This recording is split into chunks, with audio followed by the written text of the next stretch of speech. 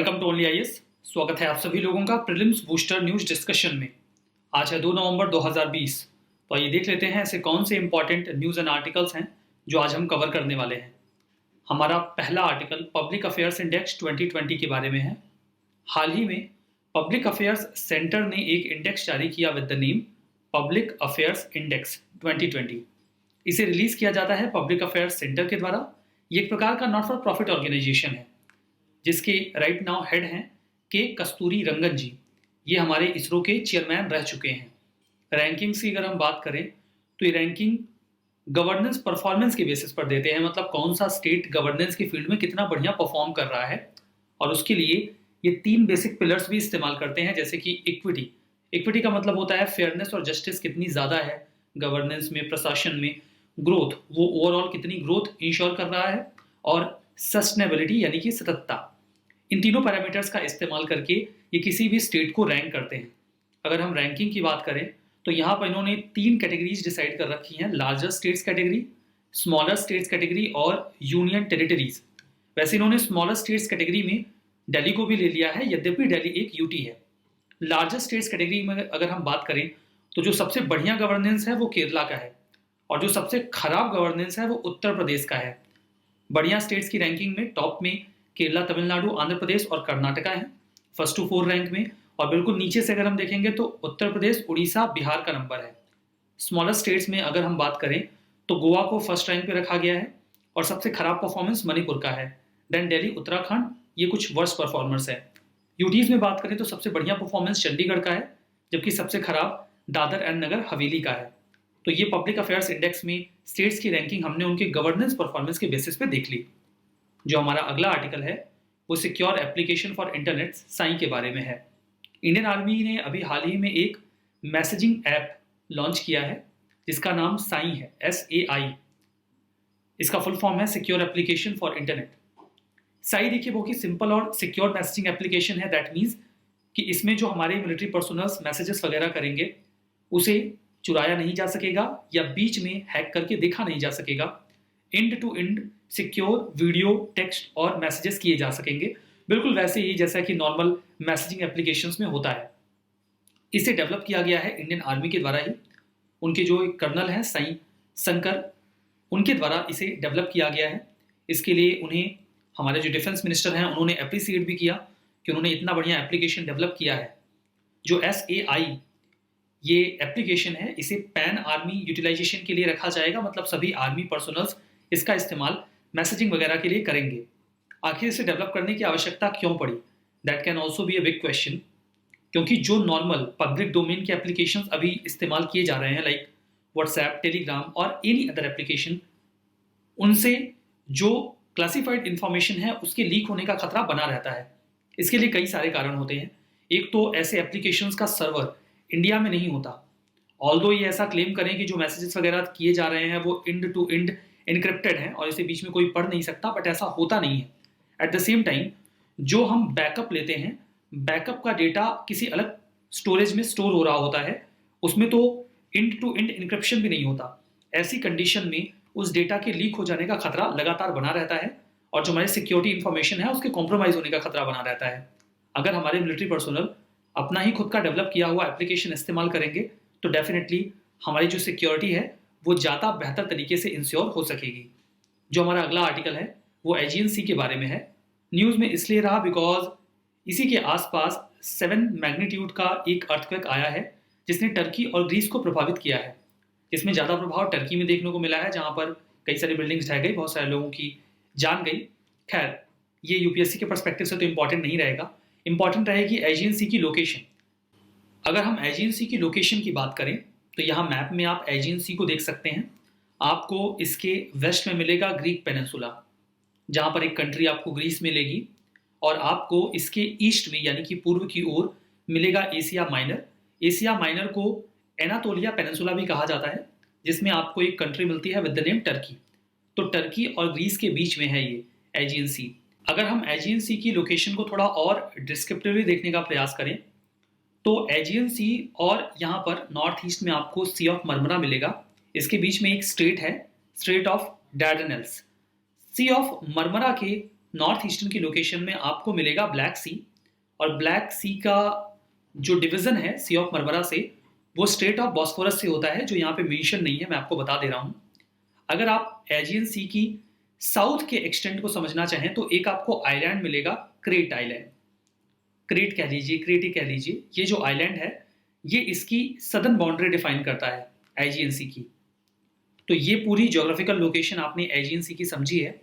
Aegean सी के अगर आप फ्लोर की बात करेंगे तो वो मेनली लाइमस्टोन से बना हुआ मिलेगा आपको। ये ग्रीस और टर्की के बीच में पड़ता है। इसी के भीतर आपको सी ऑफ क्रेट और थ्रेसियन सी भी मिलेंगे। तो चलिए, ये तो बात हो गई ज्योग्राफिकल लोकेशन के बारे में एजियन सी की। जो अगला आर्टिकल है वो इंटरनेशनल प्रेस इंस्टीट्यूट के बारे में है। हाल ही में इंटरनेशनल प्रेस इंस्टीट्यूट ने ये कहा कि इंडिया में जो क्राइम्स हो रहे हैं जर्नलिस्ट के खिलाफ, उनको सजा नहीं मिल पा रही है। इसकी वजह से जो इंडिया की कमिटमेंट है फ्रीडम ऑफ प्रेस को लेकर, वो वीक हो रही है। आईपीआई के बारे में अगर हम बात करें तो आईपीआई एक ग्लोबल ऑर्गेनाइजेशन है जिसका उद्देश्य ये है कि प्रेस की फ्रीडम को इंश्योर किया जाए, प्रमोट किया जाए, प्रोटेक्ट किया जाए। इनका जो हेडक्वार्टर है वो ऑस्ट्रिया के वियना में है और इन्हें स्टैब्लिश किया गया था अक्टूबर 1950 में। 1950 याद रखना है, अक्टूबर याद रखिए आप क्या करेंगे। आईपीआई की मेंबरशिप की अगर हम बात करें तो इसमें एडिटर्स और मीडिया एग्जीक्यूटिव होते हैं। जो भी रेस्पेक्टिव मीडिया हाउसेस हैं दुनिया भर के, उनके मेंबर्स को इसमें जगह दी जाती है। ये मेंबर है international freedom of expression exchange का। ये जो international freedom of expression exchange है, ये ग्लोबल नेटवर्क है एनजीओज का, जो दुनिया भर में फ्रीडम ऑफ एक्सप्रेशन वायलेशन को मॉनिटर करते हैं। तो एनजीओज का जो ग्रुप है उसमें आईपीआई की भी मेंबरशिप है। आईपीआई को यूनाइटेड नेशंस में, यूनेस्को में और काउंसिल ऑफ यूरोप में कंसल्टेटिव स्टेटस दिया गया है। कंसल्टेटिव स्टेटस का मतलब ये होता है कि अगर freedom of speech and expression related कोई बात होगी तो ये इंस्टीट्यूशंस आईपीआई से भी कंसल्ट करेंगे। रिपोर्ट की बात करें तो ये हर साल अपनी रिपोर्ट सबमिट करते हैं और इनकी एक report the world press freedom review के नाम से आती है, जो कि दुनिया भर में मीडिया वायलेशंस को हाईलाइट करती है। हमारा अगला आर्टिकल सरदार वल्लभ भाई पटेल जी के बारे में है। हर साल नेशनल यूनिटी डे, राष्ट्रीय एकता दिवस सेलिब्रेट किया जाता है 31 अक्टूबर को, सरदार वल्लभ भाई पटेल जी की एनिवर्सरी को सेलिब्रेट करने के लिए। ये हमारे पहले होम मिनिस्टर थे और डिप्यूटी प्राइम मिनिस्टर भी थे। इन्होंने उस समय जो हमारी कॉन्स्टिट्यूंट असेंबली हुआ करती थी उसके कई सारी कमेटीज को हेड भी किया था, जैसे कि advisory committee on fundamental rights की ये हेड थे, committee on minorities and tribal and excluded areas, और जो प्रोविंशियल कॉन्स्टिट्यूशन कमेटी थी उसके भी हेड सरदार वल्लभ भाई पटेल जी ही थे। इन्होंने फार्मर्स के कॉज के लिए भी संघर्ष किया था हमारे फ्रीडम स्ट्रगल के दौरान। जो खेड़ा सत्याग्रह हुआ था 1918 में, जिसे लीड किया गया था गांधी जी के द्वारा, वहां पर भी सरदार वल्लभ भाई पटेल ने अपना की कंट्रीब्यूशन प्ले किया था। 1928 में जो बारडोली सत्याग्रह हुआ था, वहां पर भी पटेल जी ने किसानों के कॉज को उठाया था और उनकी लीडरशिप को देखकर ही वहां की महिलाओं ने पटेल जी को सरदार की उपाधि दी थी, जिसका मतलब एक चीफ या लीडर होता है। इन्हें आयरन मैन ऑफ इंडिया की संज्ञा भी दी गई है, बिकॉज उन्होंने बहुत ही स्ट्रॉन्ग स्टैंड लेते हुए एक और प्रिंसली स्टेट्स को कन्विंस किया कि वो इंडिया को ज्वाइन कर लें, और जहां कुछ प्रिंसली स्टेट्स एग्री नहीं किए उनके खिलाफ ये सख्ती से कार्रवाई भी कर पाए थे। इनका एक मोटो था कि हम सभी लोगों को एक हो जाना चाहिए ताकि हम इंडिया को ग्रेटर बना सकें। एक भारत श्रेष्ठ भारत, वो इसके लिए कार्य करना चाहते थे। वर्तमान में जो आत्मनिर्भर भारत इनिशिएटिव है, उसमें भी उनके इस विचार की झलक देखने को मिल जाती है। इंडियन सिविल सर्विसेज के पैटर्न के रूप में भी इनको जाना जाता है, बिकॉज जो modern all India services system है उसे डेवलप करने में इन्होंने मदद की थी। हमारा अगला आर्टिकल ऑलिव रिडले टर्टल के बारे में है। उड़ीसा की सरकार ने अभी हाल ही में wild life institute of India से ये कहा है कि वो एक फ्रेश स्टडी कंडक्ट करें, जिसमें वो ऑलिव रिडले जो टर्टल होते हैं उनके मूवमेंट को ट्रैक करने की कोशिश करें और जानकारी दें, ताकि जो स्टेट गवर्नमेंट है वो इनके कंजर्वेशन के लिए कोस्ट लाइन्स पे बढ़िया से एफर्ट कर सके। ऑलिव रिडले टर्टल के बारे में बात करते हैं। इनका साइंटिफिक नेम, वैसे यूजुअली यूपीएससी आपसे साइंटिफिक नेम नहीं पूछती, कॉमन नेम की बात करें तो इनका कॉमन नेम ऑलिव रिडले या पैसिफिक रिडले होता है। हैबिटेट इनका वार्म वाटर्स में होता है, चाहे वो पैसिफिक का हो, अटलांटिक का हो या फिर इंडियन ओशन का हो।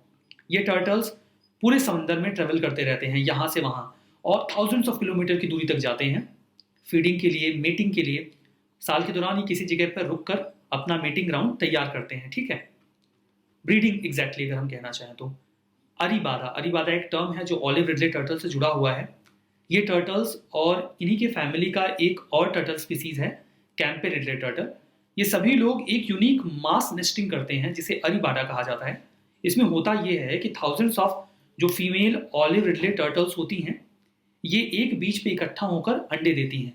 तो चूंकि ये इकट्ठा होकर ये काम करते हैं दैट्स वाई इसे अरीबाडा कहा जाता है या अरीबाडा बोल लीजिए आप। उड़ीसा का जो कोस्ट है वो लार्जेस्ट मास nesting site olive Ridley turtle के लिए आइडेंटिफाई किया गया है। इसके अलावा कुछ और भी साइट्स हैं लाइक कोस्ट ऑफ मैक्सिको और कोस्टारिका। कोस्टारिका जो सेंट्रल अमेरिकन कंट्री है जो पनामा के नॉर्थ में आपको मिलेगा और निकारागुआ के साउथ में। यूजुअली जो रिडलेज होते हैं ये डार्क एरियाज में या डार्कनेस में नेस्ट करना प्रेफर करते हैं, लेकिन कई बार ऐसा देखा गया है कि दिन में भी नेस्टिंग कर लेते हैं। जो IUCN रेड लिस्ट में इनका स्टेटस है that is vulnerable. UPSC IUCN status पूछा करती है। Wild life institute of India के बारे में बात करते हैं। देखिए ऑटोनॉमस इंस्टीट्यूशन है, union ministry of environment forest and climate change के तहत काम करता है।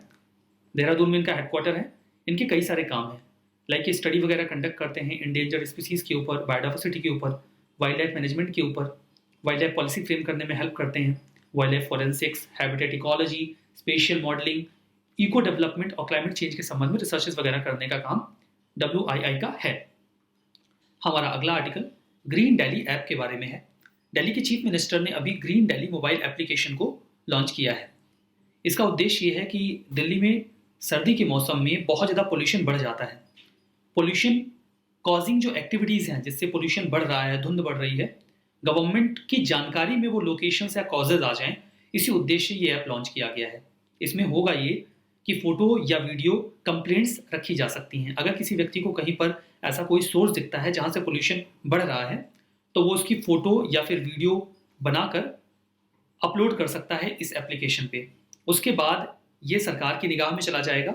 जो गवर्नमेंट है वो इसे कंसर्न डिपार्टमेंट को भेज देगी ताकि कंप्लेन टाइमली मैनर में उसे रेड्रेस कर सके। इनफैक्ट जो एप्लीकेशन है वो ऑटोमेटिकली कंसर्न डिपार्टमेंट को वो भेज देगा, टाइम बाउंड मैनर में उस कंप्लेंट को रेड्रेस कर लिया जाएगा। हमारा अगला article doing business in India report 2020 के बारे में है। यूके इंडिया बिजनेस काउंसिल ने अभी हाल ही में इस रिपोर्ट का 6th एडिशन जारी किया है। ये है क्या?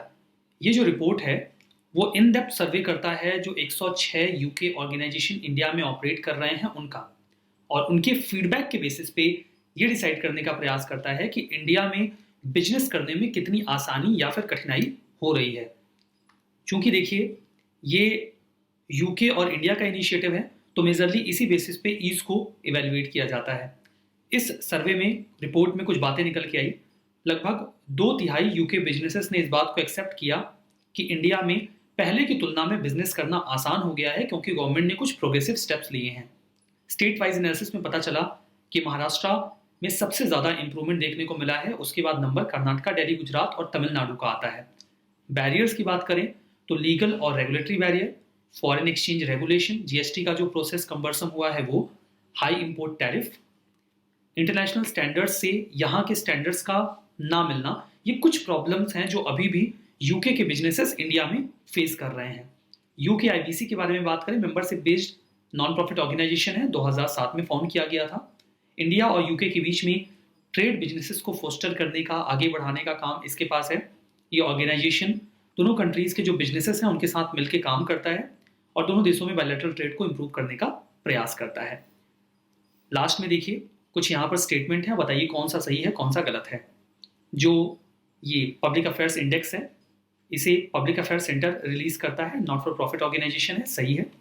स्ट्रेट ऑफ डार्डेनल्स ये सी ऑफ मरमरा को एजियन सी से जोड़ता है, that is also correct. International press institute October 1950 में फॉर्म किया गया है, हेडक्वार्टर पेरिस में है, गलत है। हेडक्वार्टर इसका वियना में है, ऑस्ट्रिया में।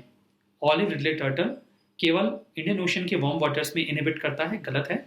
अटलांटिक और पैसिफिक में भी मिल जाएगा। Doing business of India report 2020 release किया जाता है वर्ल्ड बैंक के द्वारा, ये भी गलत है। इसे यूके इंडिया के बीच में जो एक बिजनेस इंस्टीट्यूशन वर्क करता है that is UK India business council, उसके द्वारा रिलीज किया जाता है, ठीक है। अब देखिए कई सारे स्टूडेंट्स को PDF का कंसर्न रहता है, तो ये जो प्रीलिम्स बूस्टर है, एडिटोरियल है या फिर कोई भी अन्य इंपॉर्टेंट डॉक्यूमेंट है वो आपको ओनली IAS के टेलीग्राम चैनल पे मिलता है। वहाँ पर आपको ये इमेज देखने को मिलेगी, तो आप सिंपली डिस्क्रिप्शन बॉक्स में इसका लिंक दिया गया है, वहाँ से भी इस चैनल को अवेल कर सकते हैं या फिर टेलीग्राम में only IAS nothing else search भी कर सकते हैं। बाकी देखिए कुछ कोर्सेस अवेलेबल हैं ओनली आईएएस पे, आप इन्हें चाहें तो एक्सेस कर सकते हैं video.onlyis.in पे जाकर, या फिर आप इसके बारे में info@onlyis.com में भी जानकारी इकट्ठा कर सकते हैं। इस सेशन में यहीं पर रुकेंगे। Thank you very much.